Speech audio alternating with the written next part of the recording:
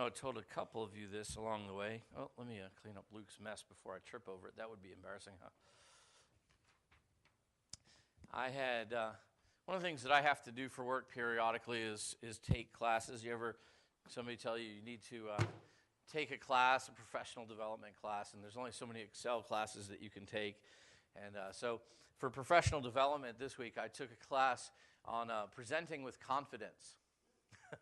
Figured, why not, right? I had to write and give a presentation. The hard part about it was, well, two things. It was a 5 to 8 minute presentation. Some of you wish you were there and not here, I'm sure, because I had to give it in 8 minutes. I got it in 8.5. So for me, that was pretty good. And then the challenge of it was to give a presentation on a non-Bible topic. So I took an aspect of my job that I do, actually an aspect of my job that I'm not particularly fond of, and wrote a presentation on that, and it went pretty well. But of course, anytime that you take a class on presenting or on speaking, it messes with your head on presenting and speaking. And so I found myself at the end of the class being somewhat less confident than I was at the beginning of the class, because now I'm overthinking, everything that I do. So it's been an interesting last couple days in my head. Long story short, I'm going to try to get out on time today. And that's as close to a joke as I come. All right, Ruth chapter 4. Ruth chapter 4. Now, if you, just to kind of rehearse the story in our minds, a guy named Elimelech was from a town called Bethlehem. Bethlehem, like much of the region, was experiencing a bit of a famine. And so after a while, this guy decided that he was not able to provide for his family in Bethlehem. However, he heard that over in Moab, there was an area where he maybe could work and provide for his family.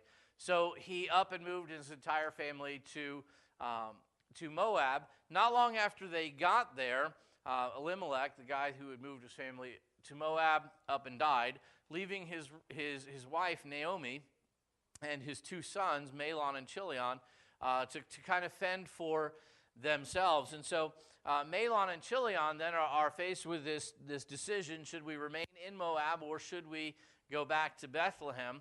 For reasons that are their own, they decided to remain in Moab, and they got married. One of them married a girl named Orpah. The other one married a girl named Ruth. You say, which one married which? We actually don't know. It's not particularly important to the story, and so we're not told. But in any event, they got married, and after a couple years of having been married and having had no sons, they themselves passed away as well. And so Elimelech, Mahlon, and Chilion have all died, and so now you have living in this house over in Moab, you have Naomi, and you have Ruth, and you have Orpah, three widows hanging out. And Naomi hears that God has visited Bethlehem and that the famine that was there has ended, and so she determines in her heart that she is going to return to Bethlehem. And so she does, and her daughters-in-law naturally go with her. As they approach the border there of Moab, Naomi turns to her daughters-in-law and says, look, don't make the mistake I made.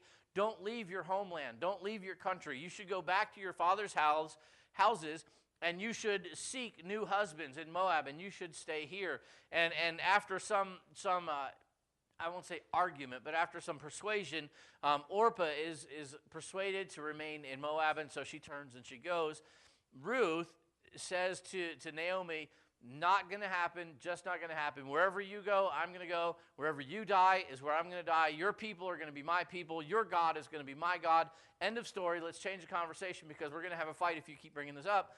And that's all in there somewhere. And so then Ruth goes back to Bethlehem with Naomi.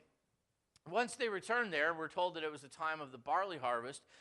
Ruth begins to provide for her and her mother-in-law by gleaning, which is very kind of servile work, very hard work of just going in after the reapers and picking out what grain happens to be left after the fact.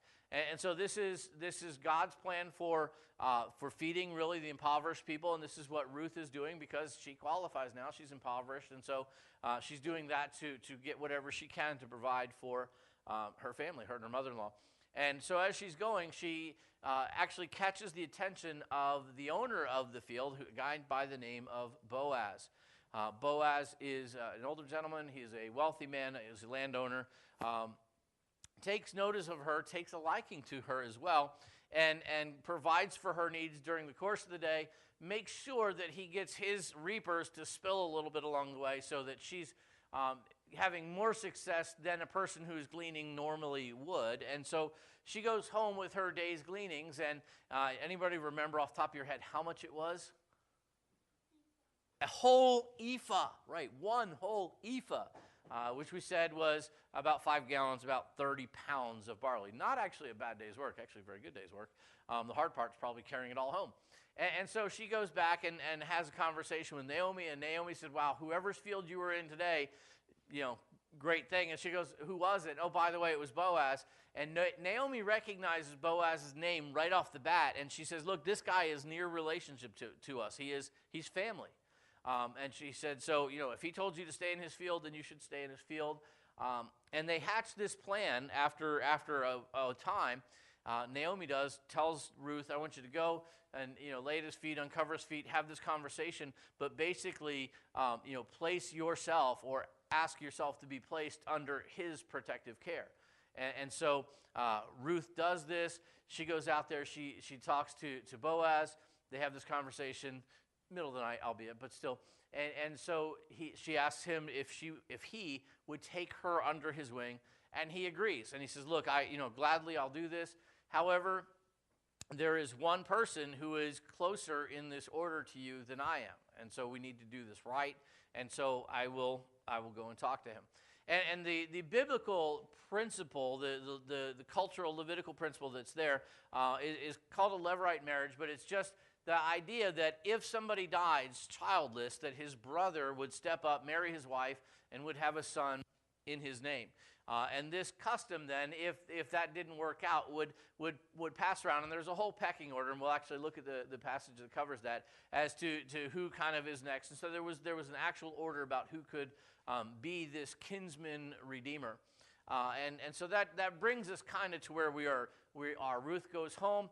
She tells Naomi everything that happens, and Naomi tells Ruth, she's like, all right, just sit still. He is going to deal with this today. Like, this guy is just going to go home or go out, and he is going to deal with it. And that brings us to where we are in Ruth chapter 4. Really, as we turn to Ruth 4, we reach the climax of the story for Ruth. It's really the story where Ruth, who is the faithful stranger, is finally rewarded for her faithfulness. See if we can get all the words out there. So in Ruth chapter 4, Roman numeral number 1.1, for those of you who are taking notes. Now, I saw some report cards in my house this week, speaking to all of our extension kids. For those of you who don't know, our kids actually are required to take notes for school, and they're required to turn them in. And many of them need improvement in that. So I'm trying to help you out, okay? So Roman numeral number 1, if you're taking notes, and if you're under about 5 feet tall, you should be. And a couple of you that are over 5 feet tall should be too. Boaz convenes a court. Boaz convenes a court. We see this in the first couple verses of Ruth chapter 4. Now Boaz went up to the gate and sat down there. And behold, the close relative of whom Boaz had spoken came by. So Boaz said, come aside, friend. Now it's interesting that word there is behold. Is just like, it just so happened, is kind of the context. It just so happened he's sitting there, and the guy he was talking about just so happened to come into town that day as well. You think about it, the town is there, but it's not someplace you necessarily need to go every day. I mean, we live on the outskirts of Rentham. How often do I go downtown Rentham? Infrequently. That would be going to town. Really going to town, I guess, for us would still be going into Boston. And we avoid that like the plague. So, it's not necessarily something that's going to happen every day, but this guy just happened to be going. And so he gets the guy, and he's like, hey, come here, friend. Now, what's interesting, I love this particular rendering. The word friend makes it sound very, very close, right? It's like, hey, come over here, friend. The actual wording of this in the original language is actually, you could more accurately translate it, but it's not as nice to say. So-and-so. Come here, so-and-so. and the idea, friend works. It sounds a lot better to say, hey, come here, friend. Like, it sounds more friendly, a little more jovial than Hey, so-and-so, come here. But the point of this was the author of the story has taken great pains to tell us the names of the important people, or the people who are important to the story. But he's left out some details that we might like to know, but he didn't tell us because they don't matter. It's like, Mahlon and Chilion, Ruth and Orpah, who was married to whom? We still don't know. We're approaching the end of this, and we don't know. We could try to infer based on the order of their names and whatever else, but really we're not told who married whom, and the reason we're not is because it really doesn't matter. They're both dead, and they're both widows, and Orpah stayed home, and Ruth was here, and really that's the point, is Ruth. And so we're sitting, okay, so here we have Boaz. He's a near relationship to Naomi and to Ruth, but there's one guy who's closer to him. What's his name? Who cares? It's so-and-so. Isn't that funny? It is to me. Maybe I'm a textual nerd. I don't know. So he says, hey, sit down here. So he came aside and sat down. And he took 10 men of the elders of the city and said, sit down here. So they sat down. Now, we read this and it strikes us a little bit strange, but this was actually customary in the day. It was customary that if you were going to conduct business, that it would be conducted just outside the gates of the town. If you had a legal matter that you needed to have resolved, it was something that you would have resolved just outside the gates of the town. And in this case, it's kind of both. That he's trying to do something that is business and also something that it was legal. And so the gathered elders of the town represented both witnesses to a business transaction and a jury and kind of a judge to any kind of a legal action. When you had a dispute, when you had something that needed resolution, when you had something that needed to be official, you would gather some elders, some of the elder men of the town, and they would sit there, and with their wisdom, they would be able to render verdicts. With their experience, they would be able to verify and witness these business transactions that was done. And so this was very common. And being right there on the outside of town, it's a public venue, and it allows both for a public kind of acknowledgement and for just a public witness of the proceedings. And in a day before television and no crime dramas, this actually passed for entertainment to boot. And so, your business dealings or your legal case, were there, and people would gather. As soon as you see a gathering of people outside the city gates, if you didn't have anything pressing and you just kind of were nosy and wanted to see what was going on, and we're all that way, right? You would just walk up and you could just stand outside and watch whatever's going on, because nothing draws a crowd like a crowd. And so, the crowd is gathered, and the crowd gets bigger, and everybody's watching to see what's going on. And this is very normal in that day. This is just how business was done. It's how legal challenges were covered. They were able to get a lot of things done without any kind of formal governmental structure. It's a miracle that happened. But that's what he did, normal.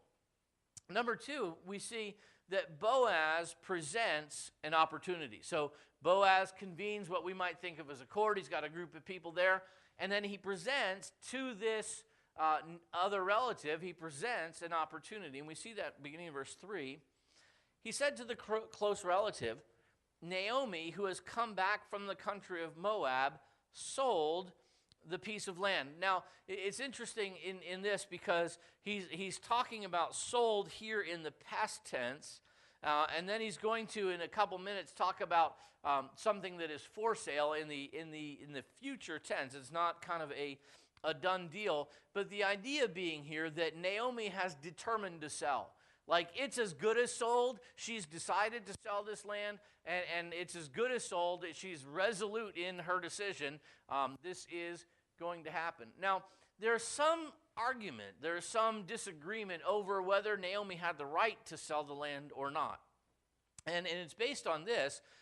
In kind of a patriarchal society that they lived in, land ownership passed from father to son. When father dies, it goes to son, and if there is no son, it could go to the daughter, but it couldn't go to the wife.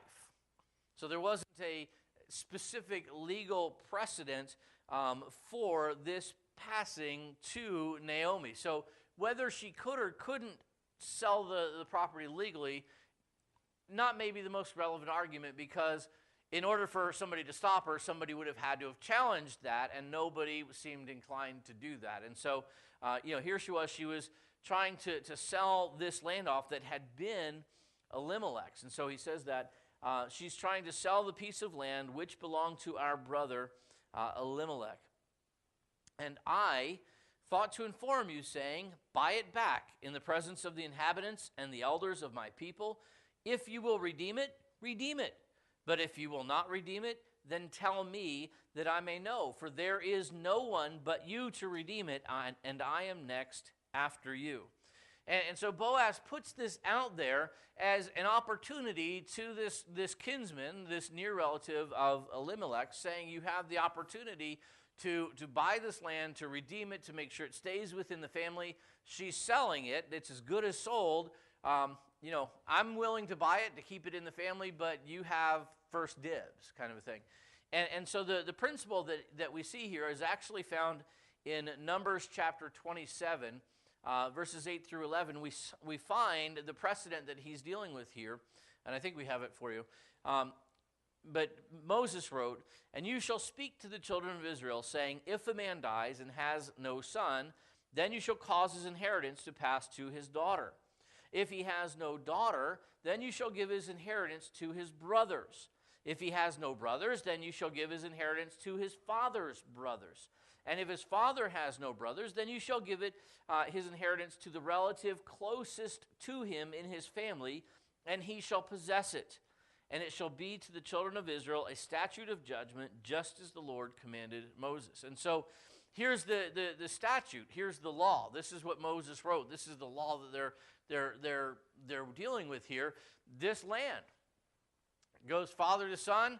No sons, it goes to daughters. If there's no daughters, then it goes to the father's brothers. If the father's don't have any brothers, then it eventually gets out to whatever relative is closest in this pecking order, and you kind of get this delineation of relationships that's there. And so Boaz is saying, look, I'm willing to buy it. And really, Boaz could have just flat out bought it. At this point, we think about it, he could have just agreed that, with Naomi, that he'd just go ahead and buy the property. But Boaz was, one of the things that we see about him was that he was a man of character. He was a man who was concerned about doing things correctly. And so he knew that legally there was a person who was closer to him in this pecking order of being able to redeem him. Would it have mattered? Would anybody have cared? I tend to think no. Because here's Naomi. Can she sell the land? Not real sure, but she is. Who would have been the person who would have had the legal opportunity and obligation to stop her from selling the land if he had an issue with it? Boaz? No, this other relative. This other relative who had had 10 years to redeem the land but hadn't bothered. And so, this is something where Boaz could have walked in and said, I'll just buy the place, because obviously this guy's not interested. He's not so interested that he's taking the initiative. He knows or should know that he's next in line, but he's not doing anything about it, hasn't done anything about it. And Boaz could have justifiably just agreed with Naomi to buy the land and been done with it. And probably nobody would have cared or noticed. But would it have been right? And sometimes we base our decisions on what will be tolerable, not what would be right. And Boaz, it would have been tolerable for him to do it, but it wouldn't have been right. And so he was very much concerned about doing things correctly, doing it right. And so based on the law, he says, look, I'm going to offer it up to you. And so at the end of verse 4 here, he said, I will redeem it. And so up to this point, this nearer relative says, look, I will be the kinsman redeemer. For whatever reason, he hadn't done it up until this point, but posed with the opportunity the way that Boaz presented it, he goes, okay, I will go ahead and I'll buy this piece of property. And then Boaz, though, presents a complication to this, and that's your third point if you're taking notes, that Boaz presents a complication, and we see this complication unfold in verse 5. Boaz said, on the day you buy the field from the hand of Naomi, you must also buy it from Ruth the Moabitess. Now that's interesting that he would throw out there her nationality. I mean, I think at this point Ruth had was new to town and was known by a lot of people, or at least people knew that there was a new person in town. And you wonder if the way that Boaz spells this out, if he wasn't maybe trying to play on a little bit of Jewish prejudice, that not only is that are you buying this from Naomi, but there's this Ruth the Moabitess that you have to deal with as well. The wife of the dead, to perpetuate the name of the dead through his inheritance. Oh, by the way, when you buy the field, you're buying the wife. It's not the most romantic deal in the world, right? Ladies, that you're just the hanger-on with the property, and whoever buys the field gets you.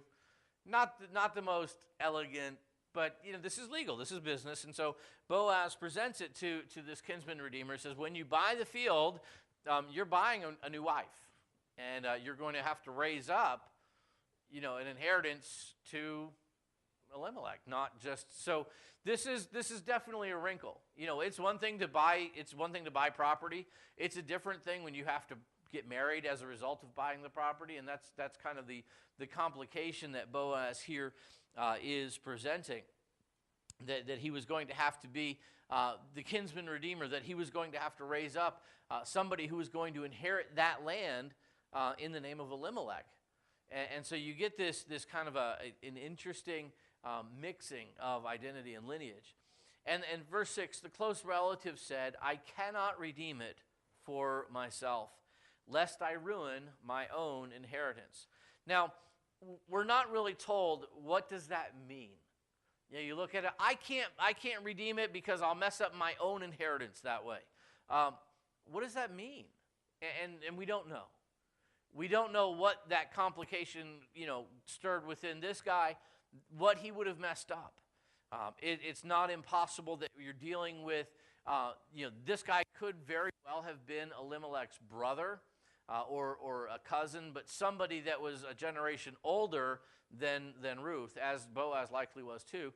And it may be that he already had his own children and he already had his own estate divided, and to add one more property and the possibility of an heir and having to redivide the property and the squabble that goes with that, because there's no fight like a fight among heirs after somebody's died, right? I mean, the funeral's over, the gloves go off, and it's a disaster. And this guy's like, I'm just not willing to go there. I'm not sure about having kids at my age and raising a kid who's going to have an heir to that field when I've got all my other stuff already allocated. He's like, I don't want to go there. I don't want to mess anything up. I got it all situated. And so he says, you redeem my right of redemption for yourself, for I cannot redeem it. At the end of the day, that was his decision. He is going to defer, and he is going to allow this opportunity to pass to Boaz, and Boaz has already expressed an interest in it. And so we see then, number 4, that Boaz is going to complete the redemption, that Boaz completes it. Verse 7, now this was the custom, and now this gets interesting, so buckle up, hang with me, I'll see if I can explain this. This was the custom in former times in Israel concerning redeeming and exchanging. To confirm anything, one man took off his sandal and gave it to the other, and this was confirmation in Israel. How many of you are going, yeah, I get that. Totally makes sense. Take off your shoe and pass it around. You read that and you're like, what? What in the world is he talking about? And now what's interesting is verse 7 is actually not a continuation of the story. We find in verse 6 you get this narration. You look at verse 8, you're going to get narration. Verse 7 is kind of an editorial note. This is the author going, now this used to be the custom. He's writing to an audience removed by some years to whom this custom was already forgotten. He's like, this used to be the custom that they would take off the sandal and they would pass it around, and that's how they would confirm that this was done. And it's a random, and he kind of leaves it out there. We are now far enough removed, both culturally and historically, that this makes absolutely no sense. But really what we're seeing is kind of a civilized version of a law that allowed the kinsman redeemer to pass from the nearest kinsman to another kinsman. We find this in Deuteronomy chapter 25, and it's specific to the kinsman redeemer passing on his opportunity and responsibility to redeem. And Moses says this in Deuteronomy 25, "If the man does not want to take his brother's wife, then let his brother's wife go up to the gate to the elders and say, 'My husband's brother refuses to raise up a name to his brother in Israel. He will not perform the duty of my husband's brother. Then the elders of his city shall call him and shall speak to him. But if he stands firm and says, I do not want to take her, then his brother's wife shall come to him in the presence of the elders, remove his sandal from his foot, spit in his face,'" that's fun, "and answer and say, 'So shall it be done to the man who will not build up his brother's house.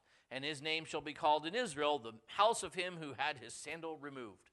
And so this is the law that they're working on. And so what we see is kind of a civilized version of that. Ruth and Naomi didn't come in and rip his sandal off his foot and spit in his face and yell at him and insult him publicly. This is a little more civilized, going, okay, here, I'll give you my shoe. I'm going to take off my own sandal and pass it on. Because it wasn't like he was leaving them without any inheritance at all. It wasn't like he was failing to the point that they were going to be just destitute the rest of their lives. There was already a plan in place. Boaz was already there, ready to swoop in and be the kinsman redeemer. But this guy, who was the one who had the opportunity and the responsibility, had passed on it. And so this giving of the sandal, as archaic a thing as it is to us, is kind of the civilized version of what the law allowed for a woman to do if her husband's brother wouldn't fulfill his obligation. And so that's kind of the background story on that. And so verse 8, then we get back into the narrative. "Therefore the close relative said to Boaz, 'Buy it for yourself.' So he took off his sandal. And Boaz said to the elders and all the people, 'You are witnesses this day that I have bought all that was Elimelech's, and all that was Chilion's, and all that was Mahlon's from the hand of Naomi. Moreover, Ruth the Moabitess, the widow of Mahlon, I have acquired as my wife.'" Hey, look at that! Did you see it? Did you get it? Whose wife was she? Mahlon, which means Orpah was married to Chilion. Thank you, author, for resolving the tension of 5 weeks of we don't know whose wife she is. Anyway, "Moreover, Ruth the Moabitess, the widow of Mahlon, I have acquired as my wife to perpetuate the name of the dead through his inheritance, that the name of the dead may not be cut off from among his brethren and from his position at the gate. You are witnesses this day." And so Boaz, as he'd already planned, said, "I will redeem the land. I will buy it from Naomi. I will pay the price of the kinsman redeemer. I will take Ruth and I will marry her, and I will raise up a son who will take possession of Elimelech's property in due course." And it's an interesting price that Boaz has to pay. I mean, forget, putting himself out there and, confronting and the legal thing and all that goes on with that. In order to be the kinsman redeemer, he's going to have to spend money. He's going to have to pay for the field, the house. He's going to have to pay for whatever would have been Elimelech's, whatever would have been Mahlon's, whatever would have been Chilion's. He has to pay for these things. But in addition to that payment, there's also the complication of having his identity and his inheritance, his posterity, kind of forever commingled with Elimelech's. Because his son, the first son that's produced from this, is however else Boaz wants to divide all of his property, that first son is entitled to that field. It's an ironclad, guaranteed that kind of field.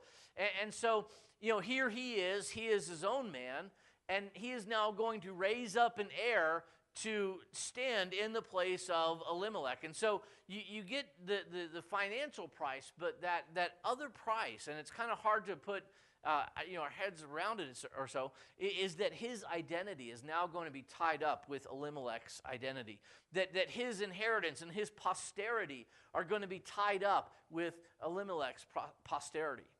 And so you could almost see this as the diminishing of a man in some respect, because now my posterity is no longer just mine. What I create and what I make and what I'm able to attain in this world isn't just mine. Now some of this is going to be in the name of Elimelech.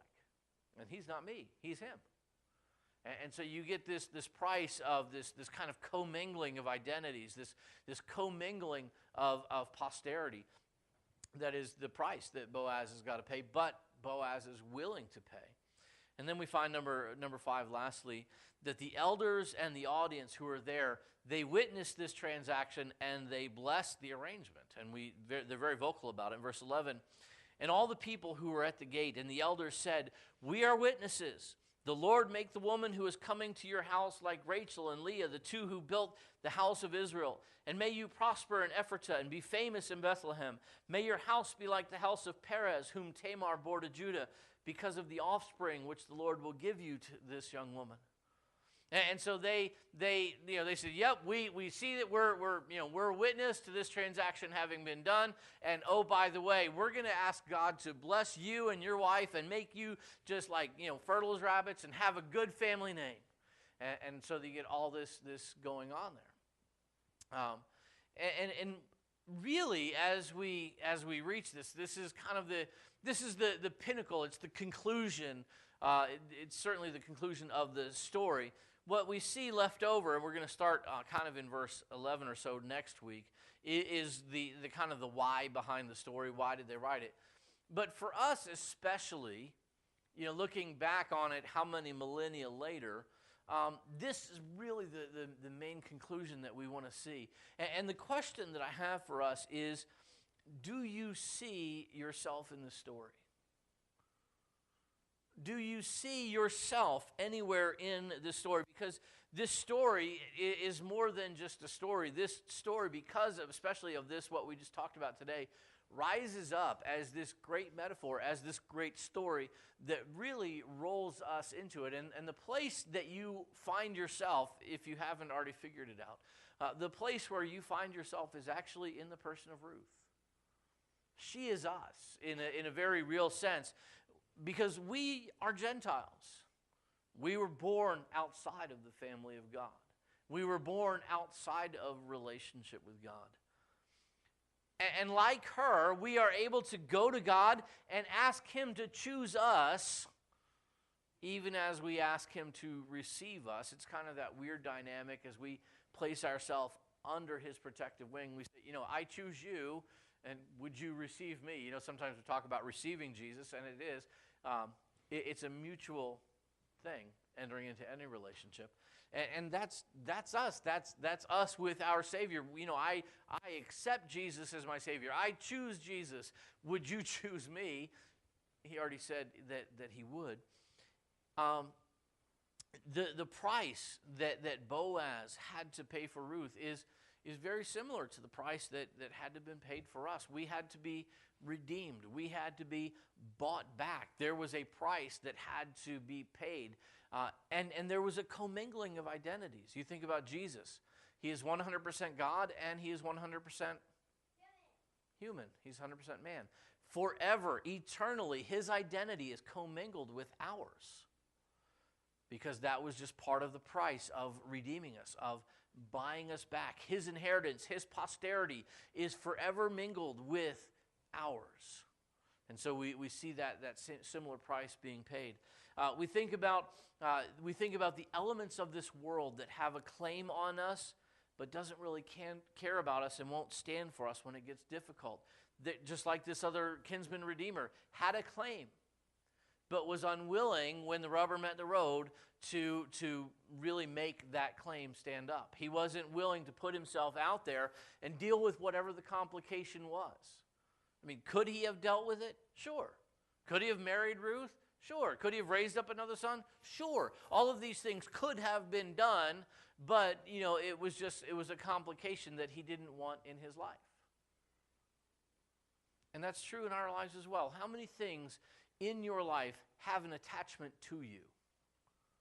You think about some of us, it's our family. You think about your job. You think about your finances. You think about any different element. You think about your sports team, either the one you like to root for or the one you like to compete with and on.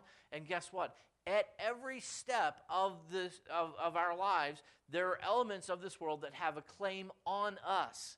They claim our time. They claim our attention. They claim our resources. They claim our passions. But at the end of the day, when push comes to shove, they're not going to stand up for us.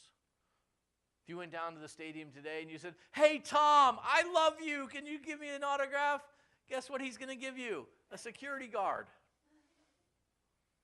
Right? So do the Patriots have a claim on you? Yes, because you're a fan, but when push comes to shove, are they going to do anything about it? No. Sports teams, drama, work. How many of us have ever been downsized?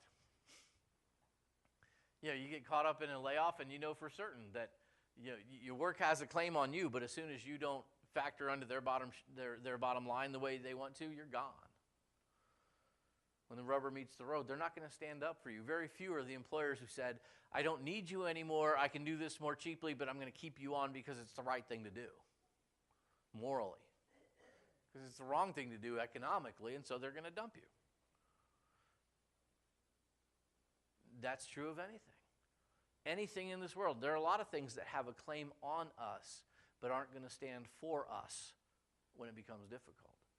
And that's the same thing that Ruth experienced in this other kinsman redeemer, this other guy who could have been, who had a claim, but who wasn't going to stand for them when it became difficult. And so everywhere along this story, we find ourselves really being Ruth, because that's where we are in the story. Our Boaz, though, is Jesus. And that's the real beauty of this, beyond the love story, and it is a love story. So ladies, here you go. It's a fantastic love story. How, an older wealthy man takes a destitute foreign woman in and makes her his wife and provides and cares. And this is 90% of the romance novels ever written just came out of that plot line, didn't it? And so it's a classic, beautiful love story. But for us, it has even more depth, because here we see Jesus being the one who may not have had the first claim on our lives, but when life became difficult, was willing to stake that claim. He was willing to stand for us. He was willing to pay the price. He was willing to have his identity commingled with ours. He was willing to have his inheritance and his posterity mingled with ours. He was willing to do whatever was necessary to redeem us. That's a tremendous story. That's where we find ourselves in the story.